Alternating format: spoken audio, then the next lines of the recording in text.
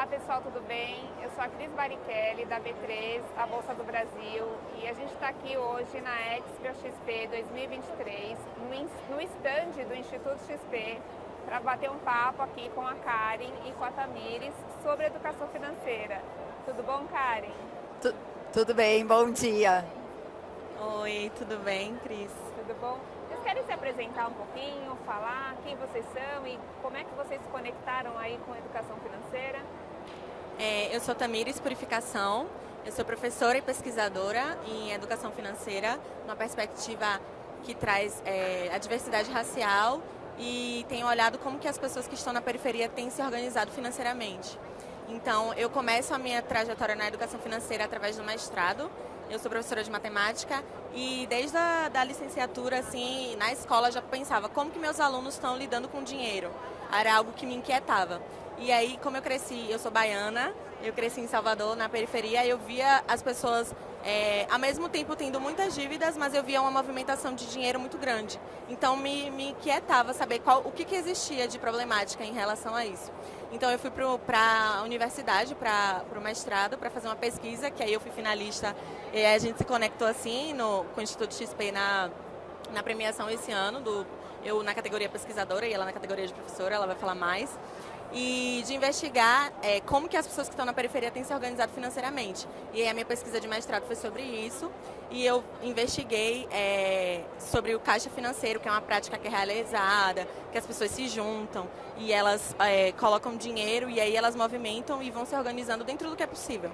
Só que aí agora no doutorado, estou fazendo doutorado na UFRJ também, eu tenho investigado quais são as outras variáveis que dificultam, e aí traz essa questão do endividamento, que é muito grande. Então, como que, por exemplo, ser uma mulher negra, né, numa periferia, que movimenta muito dinheiro, mas que tem aquela força, aquela liderança, mas que por ter alguns gaps que, infelizmente, o racismo coloca, né, faz com que tenha essa lacuna e aí interfira na forma que essa pessoa lida com o dinheiro.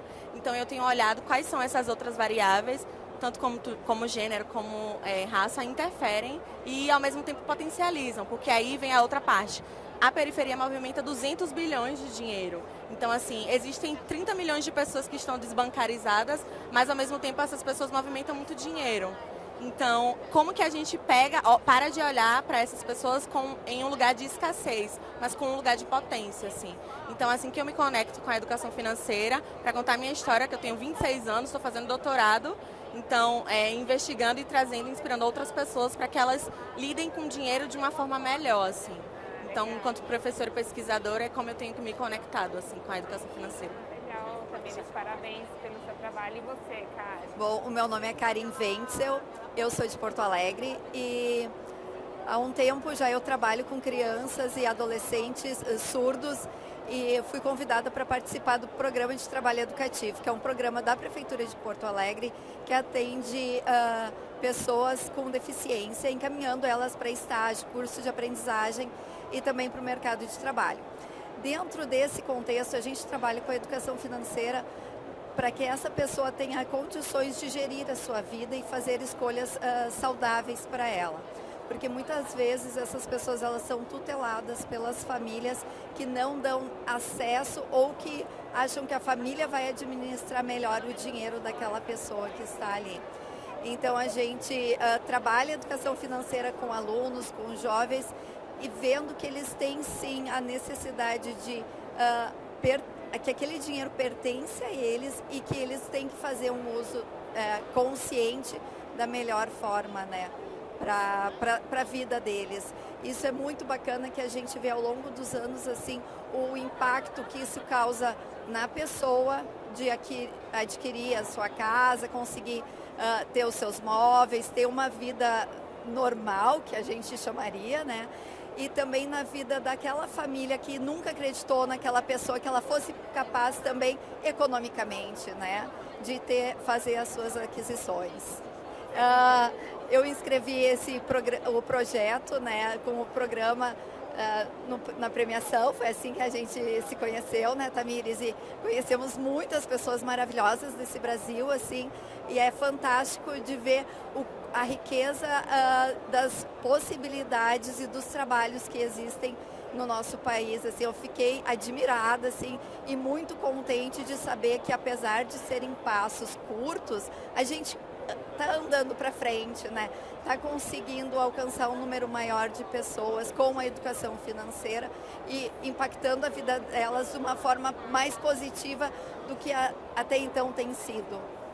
Interessante, parabéns também, Karen, Obrigada. pelo trabalho. E ouvindo vocês duas, eu fiquei pensando, né, como é importante também a gente adaptar os programas e a temática de educação financeira para a realidade de cada um, né? A gente precisa modelar os programas olhando exatamente o público que a gente quer atender para a gente ser mais efetivo, né?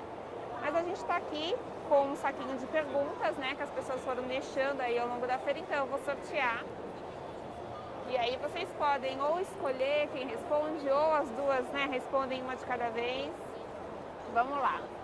Qual seria o impacto na economia e no Brasil se aprendêssemos sobre dinheiro e investimentos? Eu acho que nós seríamos um outro país. Eu acredito assim que as pessoas precisam saber sobre economia financeira, precisam saber matemática, né, Tamires?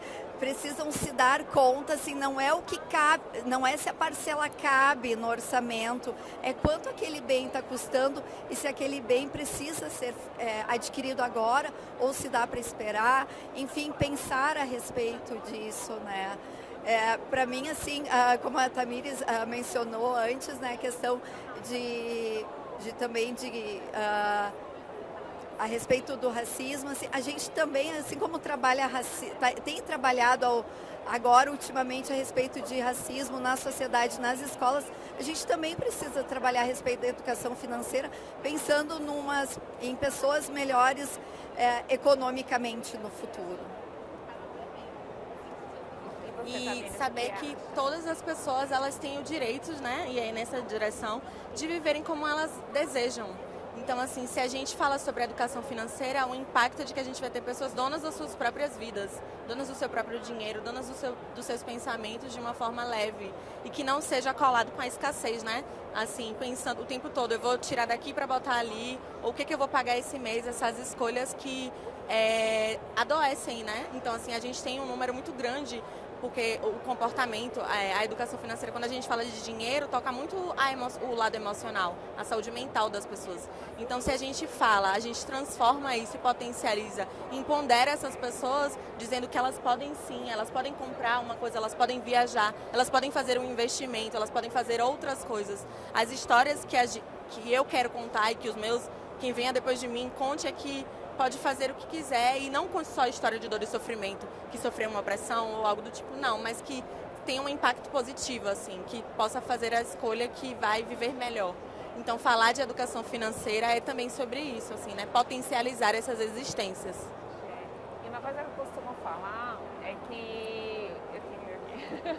Uma coisa que eu costumo falar é que a gente lida com o dinheiro todos os dias, não é? Só que, no entanto, não somos ensinados a lidar com ele, tratar ele bem, né?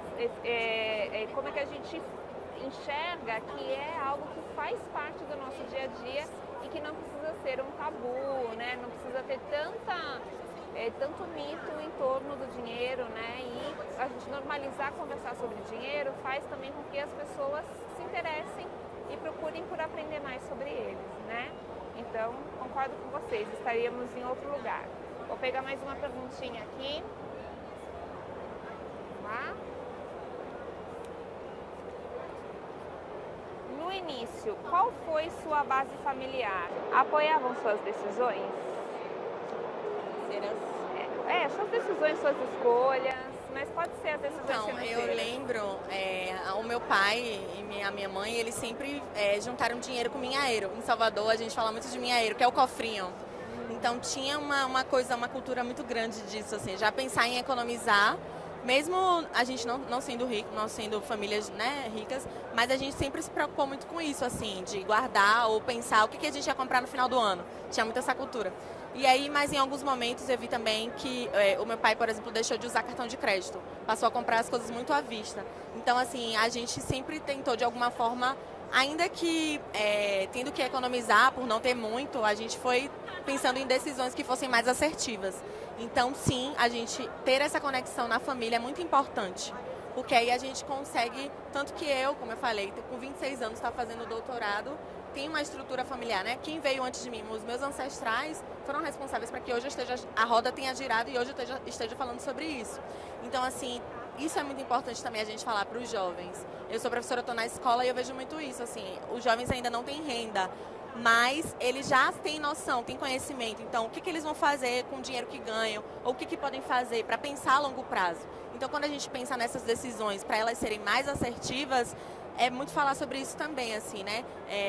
A sua mente, mas o seu comportamento, como que isso vai se conectar para chegar de uma forma mais assertiva e não pensando só no hoje, mas como que vai ser daqui a 5 anos, daqui a 10 anos. Então, essas decisões pensadas na família, elas são importantes por isso também.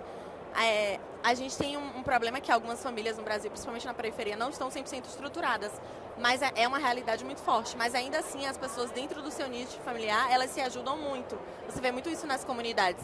Então, às vezes, o dinheiro ele circula muito, eu vi isso na minha pesquisa também, circulou muito dentro da comunidade. Então, a pessoa, isso faz movimentar, né, essa economia circular. Isso também é bem potente. Porque, como eu falei, a gente olhar para a periferia não só como um lugar de escassez, mas ainda que essa decisão em relação ao dinheiro, o que vai ser feito, não seja tão assertivo, ainda tem um problema de dívida e tal, ao mesmo tempo tem uma movimentação muito forte ali, porque movimenta, empodera aquele microempreendedor, aquela pessoa que está ali, que está fazendo negócio, e aí pode pegar aquele dinheiro do comércio e fazer um investimento maior. Então, assim, são decisões que a gente, falando sobre a educação financeira, essas pessoas vão conseguir ser mais assertivas, né, e continuar assim também.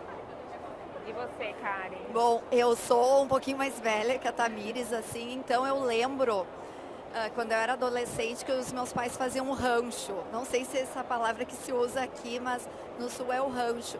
Meu pai recebia o salário, a gente comprava tudo que podia em comida, porque no outro dia o preço ia ser outro. A gente tinha um problema da inflação muito grande. E eu acho que eu devia ter uns 12, 13 anos, e o meu pai me dava dinheiro, eu ia para uma outra cidade de ônibus sozinha para comprar dólar, porque era hoje eu entendo que era o hedge que ele fazia, né? Porque, claro, como o nosso dinheiro desvalorizava muito, ele era o jeito que ele tinha para guardar alguma coisa, para preservar. Valor, né? E isso eu acho que é uma memória que precisa ser contada, porque o meu filho de 12 anos hoje, jamais eu deixaria ele ir para uma outra cidade sozinho de ônibus. Outra, ele não tem essa noção do que é. Hoje custa 2, amanhã custa 3, depois de amanhã custa 4, e você perdeu o seu valor, né? A gente, claro que tem uma inflação, mas não é nos mesmos moldes do que a gente viveu antigamente. Então, isso é uma lição que eu trago comigo, assim, ó, que ok, você pode ter os seus confortos e tudo, mas tenha também um pouco de reserva, né, para a sua vida, e se dê isso de presente lá adiante, porque talvez se eu não tivesse guardado lá atrás, talvez hoje eu não conseguisse usufruir do conforto que eu posso ter, né. Então, é mais ou menos esse o meu recado, assim, a respeito da educação financeira. Como o nosso histórico, né, familiar, ele acaba modelando as nossas crenças, né, e a forma como o nosso cérebro, né, toma decisões com relação ao dinheiro e projetos de vida, né, que é o que vocês estão contando aqui, né. E assim, saber também que às vezes a pessoa ela vem de uma família que não teve essa conversa sobre dinheiro e sobre educação financeira, mas ainda assim ela pode, né, ter essa possibilidade de mudar a história. Então tem uma autora que ela fala muito sobre o perigo da história única, da gente achar que aquela história, a Chimamanda, ela fala muito sobre isso, como achar que só há uma possibilidade de dar continuidade. Então, por exemplo, ela fala que ela é nigeriana e achavam que ela só não gostava, quando ela foi estudar nos Estados Unidos, ela não gostava de outras coisas, de música pop, enfim, várias coisas. Colocavam ela numa caixinha. Então, assim, sobre a educação financeira, a gente pode olhar da mesma forma. Não existe uma história única. Se a sua família não foi organizada financeiramente, não quer dizer que você não possa se organizar. Então, assim, a gente pode contar outras histórias, né? Ter outras narrativas. Muito poderoso isso que você está falando. Eu vou pegar a última pergunta aqui pra gente. Vamos lá. Karen vai começar respondendo. Quantas escolas no Brasil falam hoje sobre educação financeira e por que isso não faz parte da grade curricular escolar? Boa pergunta. Eu não sei porque não faz parte da grade curricular, mas já entrou agora, né, na nova BNCC, já está fazendo parte, assim, então antes não tínhamos nada, agora já temos um pouquinho. Mas assim, precisamos ter mais, né? Porque talvez só isso assim não vá dar conta. E desculpa, eu esqueci o início da pergunta. Ai, quantas escolas? Olha, eu tenho uma realidade de Porto Alegre, assim, de escolas públicas e é só via obrigatoriedade, assim, pela BNCC. De escolas privadas, eu não tenho ideia. O que eu vejo, assim, as escolas fazendo são palestras, são programas, são eventos a respeito da educação financeira, mas eu acredito que isso não seja suficiente. É necessário falar várias e várias vezes e fazer disso um hábito. É preciso conversar a respeito do dinheiro, né? É preciso fazer com que isso circule no dia a dia. A gente conversa de futebol, conversa da fofoca da novela, conversa de muitas coisas. Por que a gente não fala do dinheiro, né? Por que essa vergonha, assim, por que esse pecado das coisas, né? Não pode ser, né? A gente precisa, sim, falar do dinheiro, falar quanto custou, enfim, para isso ser uma coisa normal, natural entre a gente, para a gente poder fazer escolhas melhores. E como ela falou da BNCC, a educação financeira é um tema transversal, então ele atravessa diversas áreas do conhecimento. Mas eu acho que a questão, e aí quanto pesquisadora, a gente, para chegar na escola, a gente precisa ter na formação de professores. Então é algo que eu tenho pesquisado agora, né, no doutorado também, como que a gente consegue fazer formação de professores e transformar educadores que vão educar. Porque não adianta a gente chegar, você pode ter palestras, você pode ter pequenos projetos, mas para que isso de fato seja um projeto duradouro, né, enfim, que anos a fio, a gente precisa ter formação, a gente precisa ter professores conscientes que consigam organizar suas vidas para conseguir falar também sobre pensar planejamentos, pensar metodologias ativas, tudo que vai conseguir trazer um impacto de fato, assim. A gente teve um projeto, né, enfim, que seja algo do governo também, para poder ter esse impacto, essa obrigatoriedade. Então eu acho que para a gente aumentar esse número de escolas que estejam falando sobre isso, a formação de professores, ela é fundamental. E eu tenho trabalhado nisso muito, né? Não, interessante. Então, assim, a base está aí, né? Ela está aí, os incentivos estão colocados para a gente levar o tema, mas se a gente não ajudar o professor a organizar as próprias finanças e também conseguir trabalhar isso com os alunos na escola, a gente aí sempre vai levar mais tempo aí para conseguir que isso faça parte aí da grade curricular, né? Como a pessoa que perguntou.